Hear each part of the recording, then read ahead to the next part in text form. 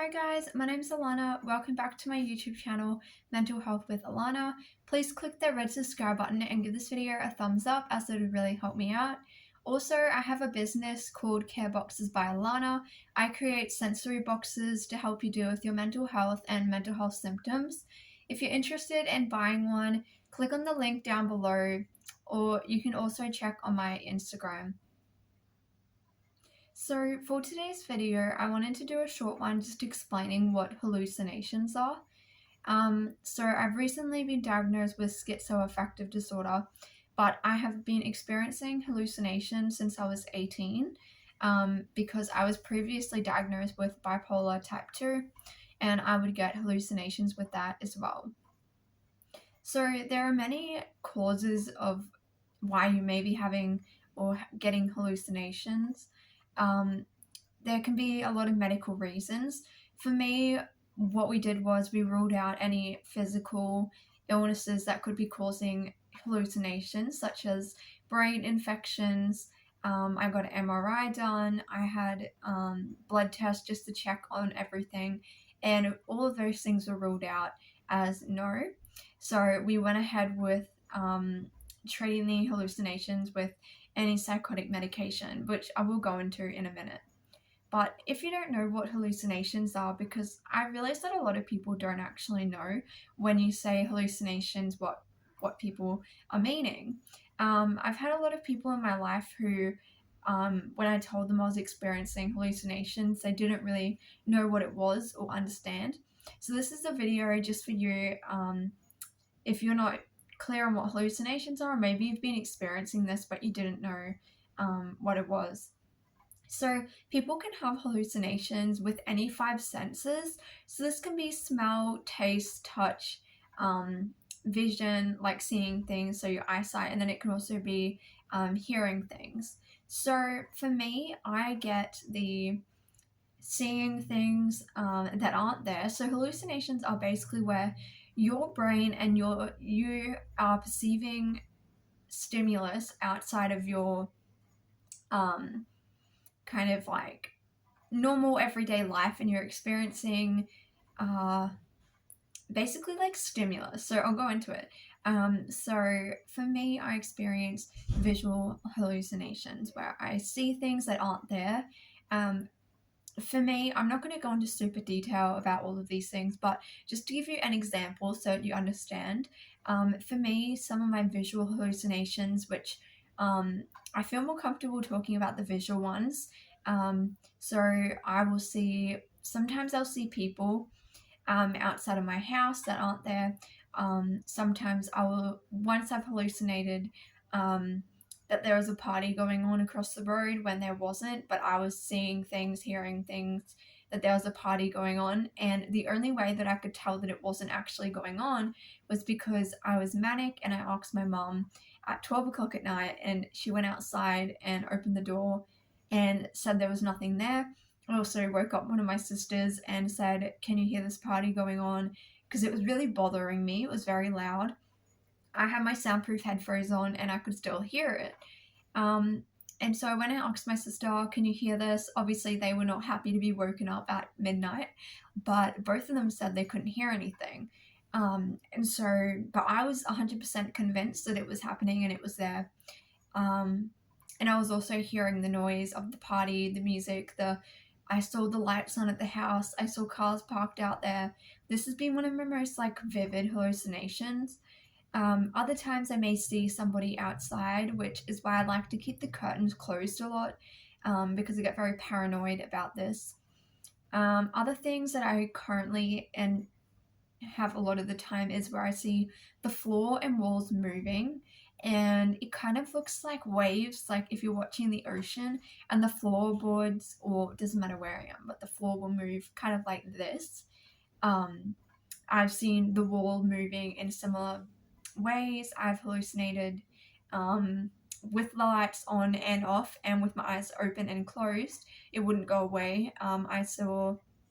I currently get where I see numbers that are kind of moving around, but it looks like smoke, but they're forming into letters and things like that. I also have hallucinated letters and stuff, but not in smoke, but just kind of like random letters moving all across my vision. And I tried turning the light off. It was still there. I turned the light on. I tried to sleep. I could still see it. So I've also seen objects moving. So I've seen my bed move. I've seen picture frames, especially things that have a lot of pattern in it. It's not great because I see it moving. It's very hard to describe how it moves, but it kind of looks like a kaleidoscope, and things will move and morph into weird shapes and patterns, and I will visually see this with my eyes open. There's some examples. I have other ones, but I'm not going to go into super detail. One time I've seen like a screen in front of me with pictures flicking through it, but again, I was also experiencing the auditory hallucinations. So I'll move on next to auditory. So auditory hallucinations, like it suggests, is when you hear things that aren't there. This for me has sometimes been hearing footsteps on a pavement when I'm in different settings. I hear voices. I've just been diagnosed with schizoaffective, so for the last 6 months, I've had very, very, very intense voices, multiple voices.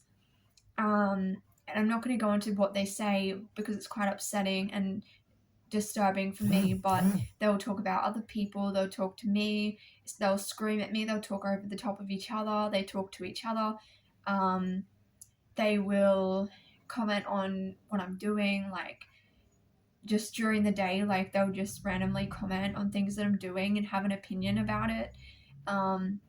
When I get stressed, it makes hallucinations worse. So stress is a big trigger. But for me, since I do have schizoaffective disorder, even if I'm not having a manic or depressive episode, which is part of my diagnosis as well, I still do hear things quite frequently. Generally, at this point, it's been every day. It was 90% or basically all of my day. Often, if I'm trying to go to sleep, I'll hear voices because I'm just laying there and I'm not doing anything. So I find if I try to keep myself distracted, it's a little bit easier. So that's what auditory hallucinations are. It can feel like it's coming from outside. So sometimes I have hallucinated auditory, and I've been hearing voices, but it felt like someone was in the room with me talking, and it would normally be on this side for some reason. I don't normally get it on this side. It feels like it's coming from this side, from outside of my head. Other times it will be voices that I'm hearing in my head, and the way to tell that this isn't just your inner dialogue is because it's not me, it's not my inner dialogue of my voice, it's external voices that are, you know, talking to me or whatever. So moving on to taste, I've never had this one, but a lot of people can get taste, so they'll taste really disgusting things. They might, have taste of different things. I can't really go into detail because I haven't experienced this one. So the other thing is smelling. So it's called olfactory hallucinations, where you can smell things that aren't there. I've only ever had this once, and it was where I was smelling smoke. So I was out doing exercise with my dad. I was manic, and I was smelling smoke, like cigarette smoke, and I thought it might have just been where we were walking. I thought maybe someone had been smoking, but then when I came home, I was still smelling it for the next hour or 2 hours. So I realized that it was a hallucination. Well, I didn't realize it then, but later on, because I asked some of my family members, do you smell smoke? And they said no. So that is also another one. Then the last one is touch. So I've also experienced this where I will feel like there's bugs crawling all over me or bugs in my hair. This one is very distressing. I'll feel bugs biting me, and so I'll start scratching, or them in my hair, and I'll start freaking out thinking that I've got lice or that there's bugs in my hair, and I'll get other people to check my hair. This one doesn't occur on a daily basis or anything, but I have had this in the past. But like I said, because I've been experiencing this since I was 18, and then it got worse and worse over the length of my bipolar illness, and then now getting diagnosed with schizoaffective disorder, I've been experiencing this for a long time, but it wasn't really picked up because I was too scared to tell people, because I would get command hallucinations telling me to do things to myself and to other people, and it would scare me so much. And so for years, I kept it to myself because I was really worried about myself or someone else getting hurt from it. So that's what hallucinations are.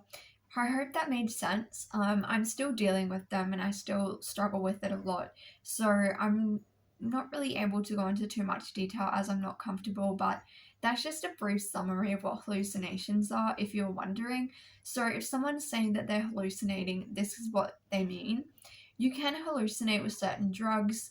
Obviously, I've never done drugs ever, so that wasn't the cause. I've never, um, had any sort of medical illness that can cause hallucinations.